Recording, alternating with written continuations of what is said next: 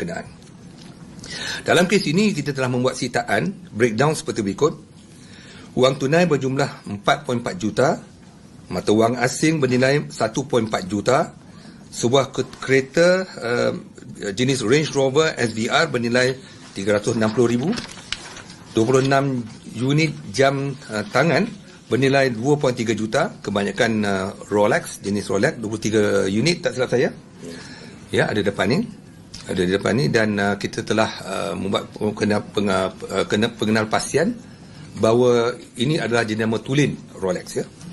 Barang-barang kemas bernilai RM290,039, 2 cincin berlian bernilai RM20,000, jongkong emas 3.7 kilogram, ikut harga semasa sekarang, tak silap saya lebih kurang dekat 700,000 lebih 1 kilo, bernilai 2.5 juta.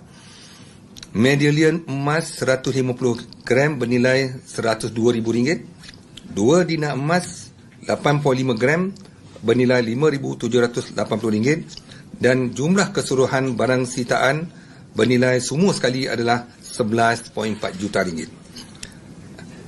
Akaun telah dibukukan adalah sebanyak 75 akaun syarikat berjumlah RM32.5 juta.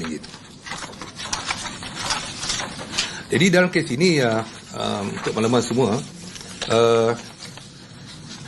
penyitaan wang-wang ini dibuat wang-wang juga aset ni dibuat di dua tempat.